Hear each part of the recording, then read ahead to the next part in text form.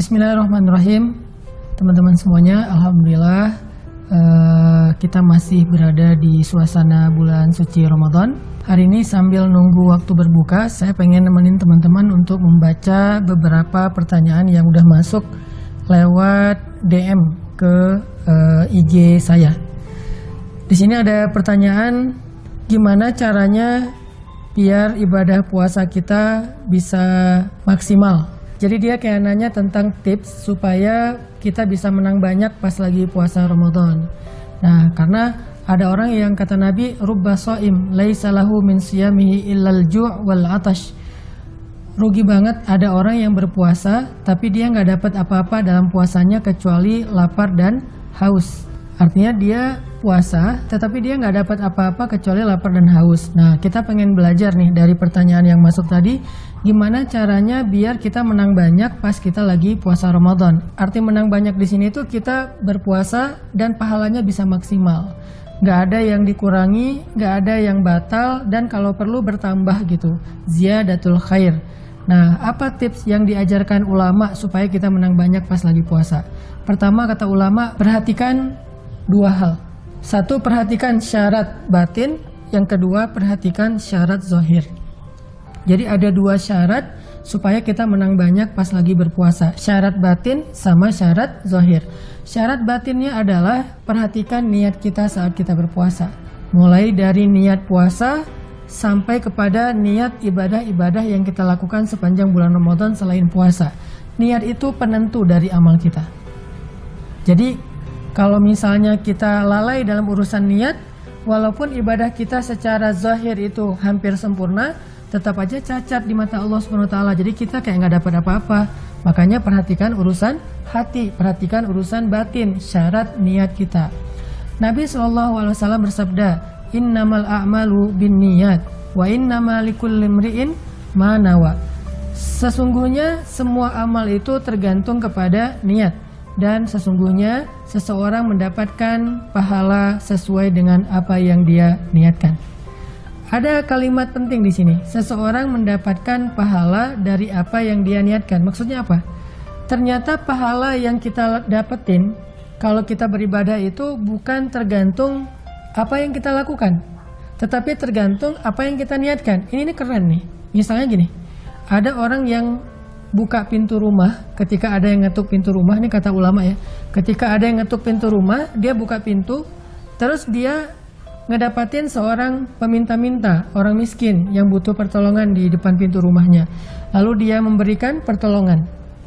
Ternyata pahala dia itu bukan cuma ngasih sedekah, tapi dia bisa dapat pahala memberi ilmu, mencari ilmu, memuliakan tamu, ngasih sedekah, menyempurnakan hak tetangga, menjenguk orang yang sakit, menolong orang yang tidak punya tempat tinggal, dan banyak hal lagi, tergantung niatnya. Maksudnya gimana? Kata ulama, kalau ada yang mengetuk pintu rumah saya tidak akan membuka pintu itu sampai saya punya minimal 10 niat. 10 niat. 1. Kalau dia adalah seorang pengemis, saya berniat untuk memberi dia sedekah. Kalau dia adalah seorang murid, saya berniat untuk memberinya ilmu. Kalau dia adalah seorang ulama, saya berniat untuk berguru, mencari ilmu, meminta nasihat dari dia. Kalau dia adalah seorang saudara, saya akan menyambung silaturahim. Kalau dia adalah seorang tamu, saya akan memuliakan tamu. Kalau dia tetangga, saya akan tunaikan hak tetangga. Kalau dia orang sakit, saya akan menolongnya. Kalau dia seorang musafir, saya akan berikan tempat dia bermalam. Kalau dia anak yatim, maka saya akan santuni dia. Setelah saya berniat dengan 10 niat, baru saya akan buka pintu. Ternyata ketika dibuka pintu, yang mengetuk pintu dia adalah 1 dari 10 orang yang dia niatkan. Lalu dia melakukan 1 kebaikan dari 10 kebaikan itu, maka pahalanya seperti melakukan 10 kebaikan. Itu yang disebut dengan wa innama likulli imri'in ma nawa. Sesungguhnya seseorang mendapatkan apa yang dia niatkan. Ini pentingnya niat, teman-teman. Jadi di bulan Ramadan kalau kita pengen menang banyak, banyakin niat-niat yang baik. Tapi harus jujur ya kalau niat, karena kita nggak bisa ngebohongin Allah lah, walaupun di dalam hati. Wa asirru qawlakum aw ijharu bih innahu alimun bidzatis sudur. Kalian rahasiakan ucapan kalian di dalam hati atau kalian tampakkan, Allah sesungguhnya tahu apa yang ada di dalam hati manusia. Jadi walaupun niat itu boleh banyak, tapi kita nggak boleh bohong dengan niat. Siapa yang bohong dengan niat? Itu orang yang kayak basa-basi. Aduh, nanti Ramadan saya pengen tadarusan, Ramadan saya pengen khataman, Ramadan saya pengen ikut taklim setiap hari, Ramadan saya pengen tahajud, Ramadan saya pengen buka puasanya bareng dengan anak yatim, Ramadan saya pengen itikaf, saya pengen ini, pengen itu dan segala macam. Tapi basa-basi, nggak tulus, nggak jujur, nggak kuat hatinya dengan niat tersebut. Berarti itu tidak akan bernilai di mata Allah. Karena Allah tahu banget mana yang basa-basi, mana yang jujur. Bedanya apa? Basa-basi itu kalau ada kesempatan tetap nggak dilaksanain, cuman basa-basi doang di dalam hati. Tapi kalau niat yang jujur, kalau ada kesempatan akan dilaksanakan. Tapi kalau nggak ada kesempatan, nggak memungkinkan dia lakukan itu, maka dia tetap mendapatkan pahala yang utuh seperti dia melakukan itu. Jadi coba kita niatin sepanjang Ramadan ini apa aja yang kita mau lakukan. Kalau misalnya Ramadan kita tersisa beberapa hari lagi, 10-15 hari lagi, nggak apa-apa. Masih banyak kok yang bisa kita lakuin untuk 10-15 hari ke depan. Coba niatkan, ya Allah saya nanti pengen itikaf. Dan kalau ada kesempatan benar-benar pengen itikaf. Tapi ternyata nggak bisa itikaf karena lagi social distancing. Sehingga kita harus itikafnya di rumah. La tahzan, jangan khawatir. Innamal a'malu binniyat. Kalau teman-teman niatnya pengen itikaf di masjid 10 hari full, tapi ternyata karena ada pembatasan sosial berskala besar nggak bisa ke masjid, akhirnya kita itikafnya di rumah masing-masing. Pahalanya seperti itikaf di masjid. Ramadan saya pengen khatam Al-Quran, ikhtiar dari sekarang, mulai nyicil. 1 hari minimal 1 juz, 1 hari 1 juz. Kalau tersisa 15 hari kita baru memulai 1 hari 2 juz.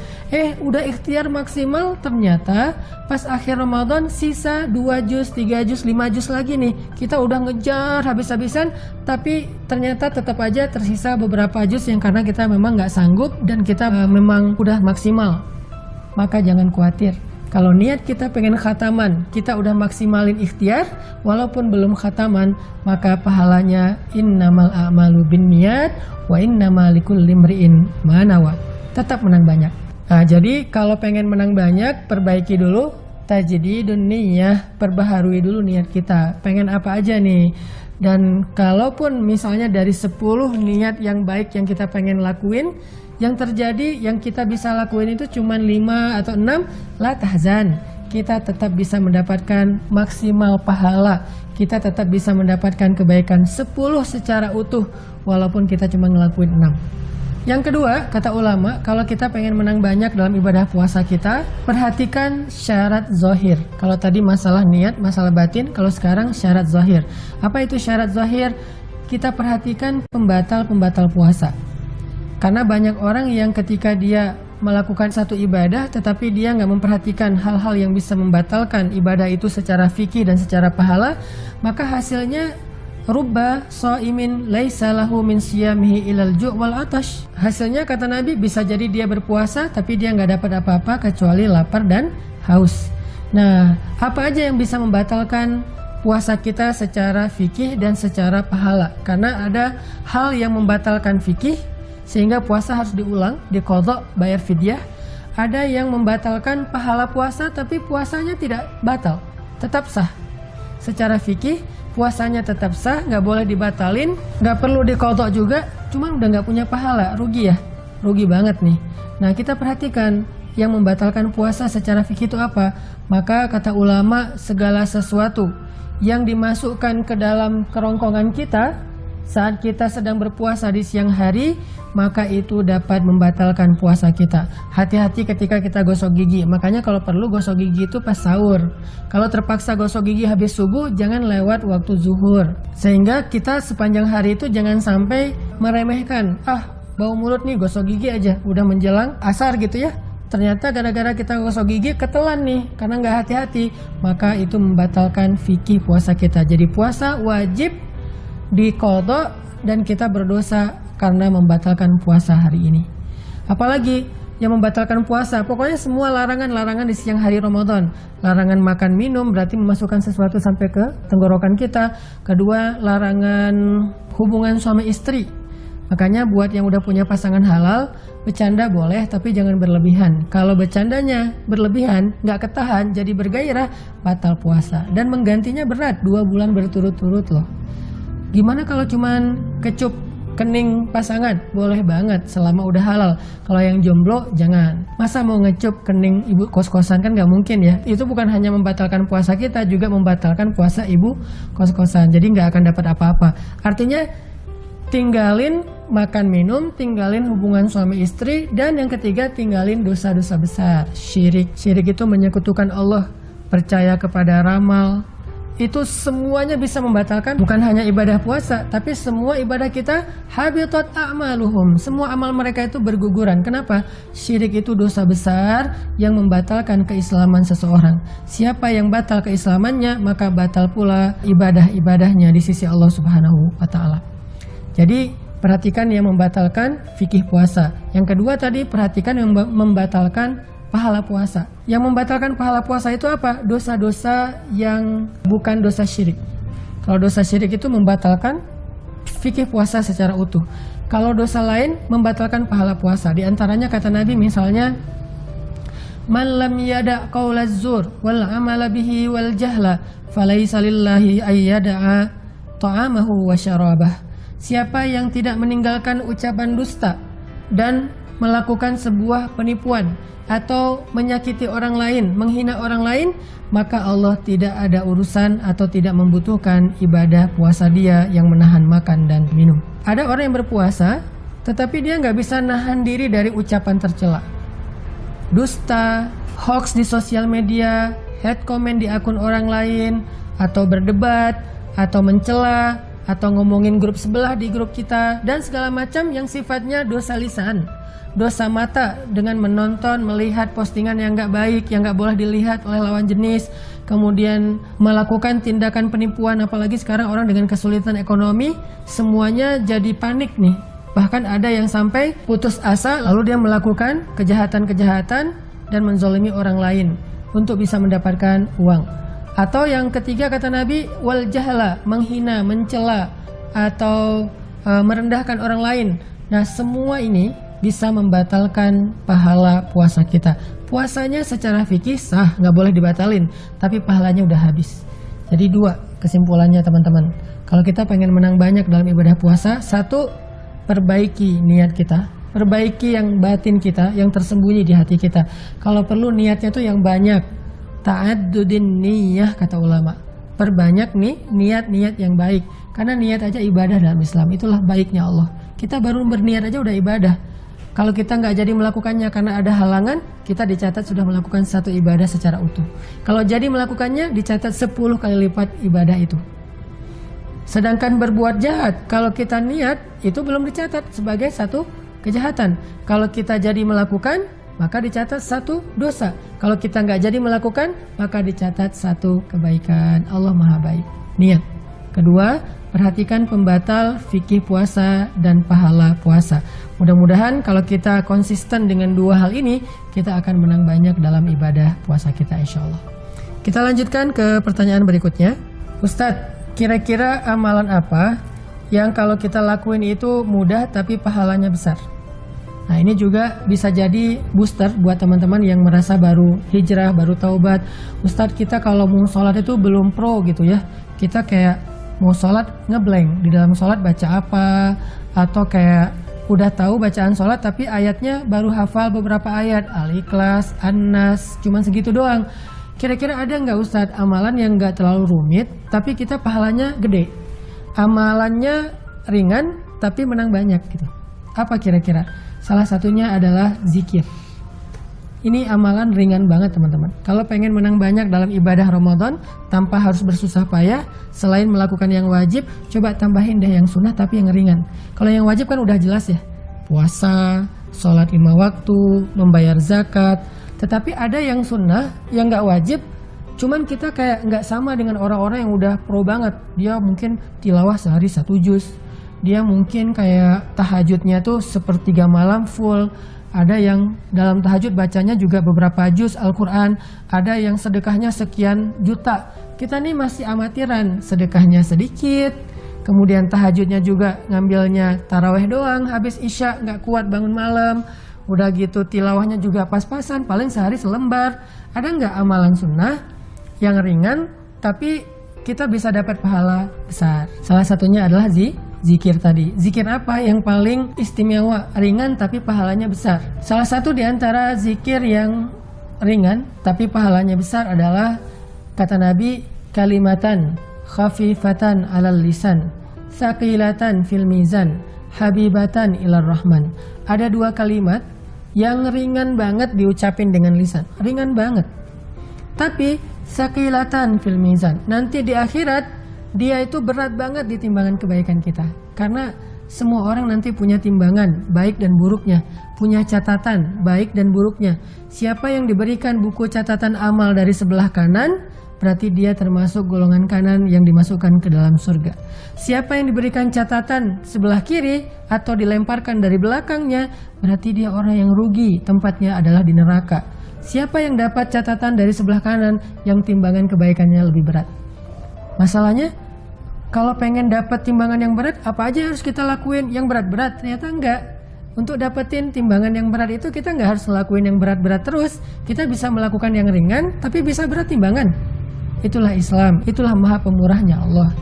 Makanya kata Nabi, ada dua kalimat yang diucapkan ringan di lisan, tetapi saqilatan fil mizan, berat banget di timbangan. Luar biasa ya, ringan di lisan, berat di timbangan. Kurang baik apa Allah coba pengen memasukkan kita ke surga, masih bilang Allah itu kayaknya gak suka sama kita, kayaknya Allah gak senang kita jadi orang benar. Buktinya untuk jadi orang benar, untuk jadi ahli surga, Allah mudahkan kok caranya, dengan kalimat yang ringan di ucapan tapi berat di timbangan. Dan yang ketiga kata Nabi, habibatan ilar rahman, Allah suka banget dengan kalimat itu. Allah suka, Allah nge-like kalimat itu. Allah jatuh cinta kepada orang yang sering mengucapkan kalimat itu.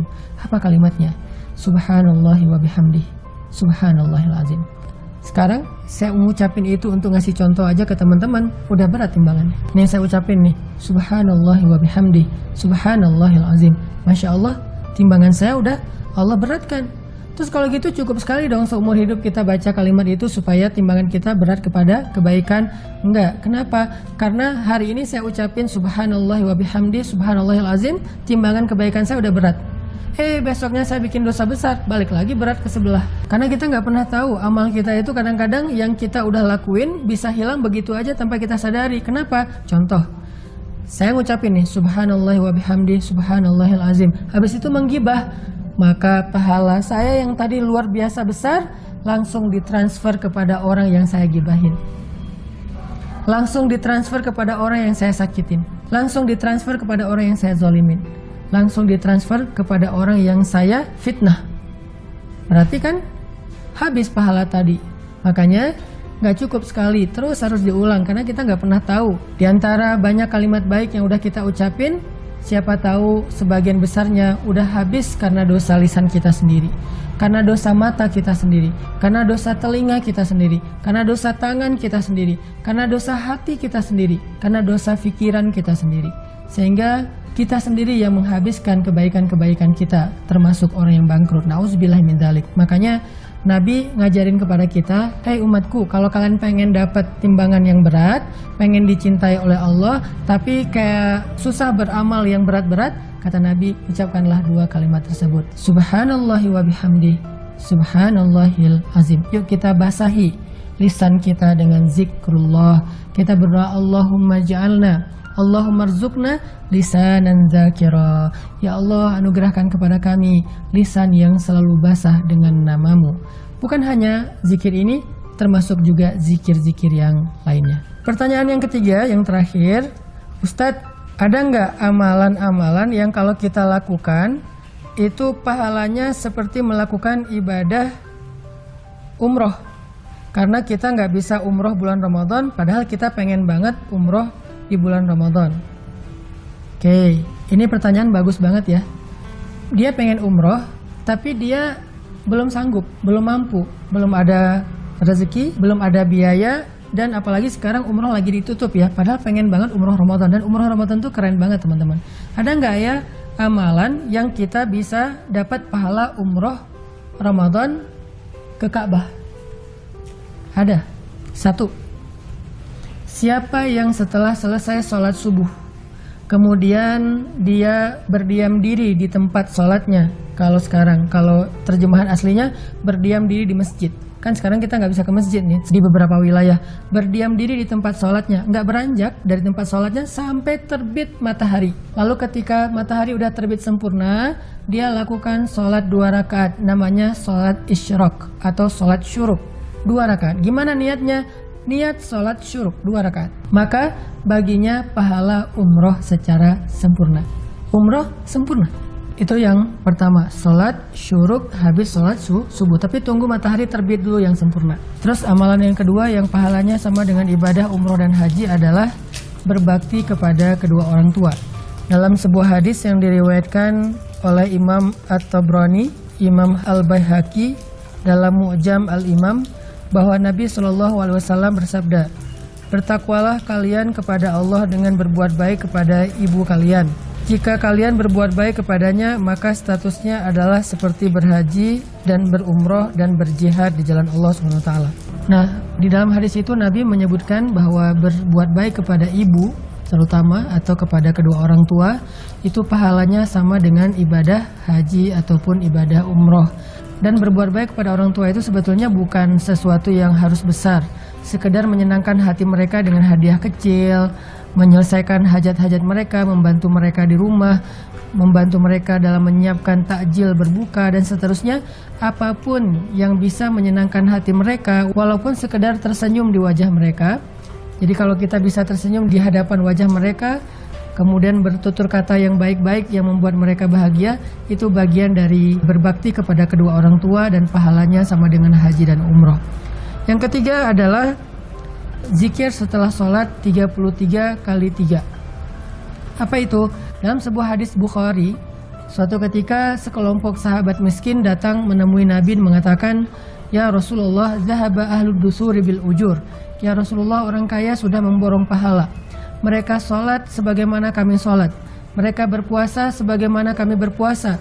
Tetapi mereka bisa dengan hartanya berjihad, kemudian melaksanakan ibadah umroh dan haji, dan membayar zakat atau sedekah, dan kami tidak bisa melakukan itu. Karena jihad itu butuh modal. Jadi orang miskin gak punya kendaraan, gak punya senjata, jadi gak bisa jihad. Ibadah umroh dan haji juga butuh modal, mereka tidak punya bekal di perjalanan. Apalagi zakat dan sedekah harus dengan harta. Akhirnya Nabi membahagiakan hati orang-orang miskin dengan mengatakan, maukah kalian aku tunjukkan satu amalan yang dengannya kalian bisa menyusul amal orang-orang kaya? Bahkan bisa mendahului mereka? Apa itu ya Rasulullah? Amalan yang pahalanya seperti jihad, umroh, haji, dan sedekah. Kata Nabi, ucapkanlah tasbih, tahmid, takbir 33 kali setiap kalian selesai sholat. Akhirnya mereka pun kembali ke rumahnya dengan bahagia dan tidak pernah lagi mereka meninggalkan zikir subhanallah 33 kali, alhamdulillah 33 kali, dan wala ilaha illallah Allahu akbar 33 kali setiap mereka selesai sholat. Namun yang lucunya adalah ternyata hadis ini tersebar sampai kepada orang kaya di antara para sahabat, sehingga akhirnya orang kaya juga mengamalkan hadis ini dengan zikir setelah sholatnya.